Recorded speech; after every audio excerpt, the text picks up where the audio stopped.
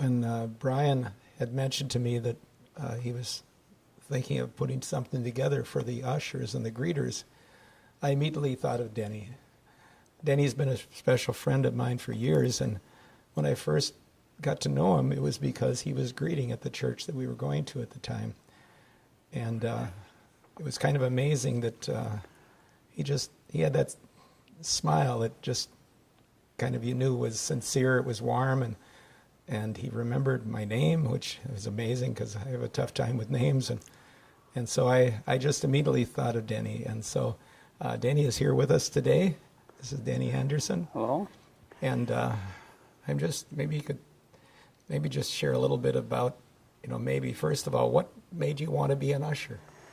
Well, that's an interesting question because really I hadn't planned on being an usher when the church started in Andover that I attended, and it was a new church start, and I did have a hand in that as far as at the time I worked for Billy Graham Association. We made calls, and it was one of those telemarketing type churches, and we had 100 and some the first Sunday. Well, I wasn't scheduled to greet at all, but I was so excited about all the things that were going on. I was behind the program. I guess I really bought into what they were wanting to do, and that was to reach people for Christ. And I bought into that in the program and what they wanted to accomplish. And so I was just probably so excited to the point where I was saying hi to everybody who's coming through the doors, and I probably wasn't even supposed to be there, I don't think. So, but I just loved meeting people, and I enjoyed it. And it wasn't probably more than a couple of months went by, and I kind of noticed the greeters that they had assigned to the greeting ministry were over in this little corner visiting, and people would come in the doors, and it just really bothered me. So, right there, I guess that was an indication that, this was an important ministry, and it was for God, and I thought, you guys shouldn't be over. I'm thinking you shouldn't be over there talking. You need to be at your posts and making everybody that comes through those doors feel, that you're glad to see them and they're welcome and all that stuff. And so I really struggled with seeing that. It bothered me a little bit, and so I always, while they were over there talking, I would be greeting people on my own. It was just a passion of mine for some reason. And probably a couple months went by, and I know the pastor got a little frustrated with these people, and because they would have a tendency to kind of congregate and talk and have fun and laugh and and then greet once in a while. So he came up to me and said, Dennis, he said, I know that you love people and you seem to be willing to make people feel welcome. And he said, I really need that at the front door. He said, would you be willing to put a team together and start a greeting ministry? I said, I've never done it, but I said I could try. So that's kind of how that all started. So that's phenomenal. The thing that I love about it is that you just saw it as a real genuine need, that people need to feel welcome. And I often think of we have a dog and a cat, and our cat, when people come, she goes and hides. She doesn't want anything to do with them or anybody. And our dog, I think she thinks that everybody that's coming to our house is there to see her, not us. And, not that I'd compare an usher to a puppy, and she's 4 years old, so she's not a puppy, but that attitude that just shows love, warmth, that just wants to be there, yeah, to meet people. I think that's just so special. Are there any special skills that you think people need to be able to be an usher or a greeter?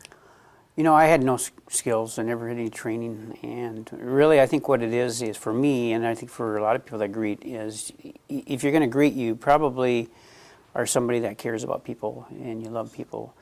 Otherwise, you probably wouldn't be there. So I just had a real deep desire to see people feel welcome. I had a real deep desire to see people happy when they left the church. So I wanted to make sure that there was a positive experience for them. And I always liked that whenever I had gone to churches, and because normally that doesn't happen too often. So I always enjoyed that when I would go to a church and I saw that. So I guess I wanted to portray that in this new church start. And so I really felt like that was such an important need. And it was a desire of mine to make sure that people were, not only felt welcome, but that they knew that they were loved and that, we were glad that they came. So I talked to a number of people that ended up going to that church, and numerous ones said the reason they chose the church was not because of the pastor, not because of the building, but it was Denny. Well, I appreciate that. You know, I give the other greeters credit as well. It reminds me when you say that, though, my son married a young girl named Amy here just about a year ago. And that family, when they first came to our church that you're talking about, they came the first Sunday, and I asked who they were and introduced myself and, you know, and engaged them in conversation.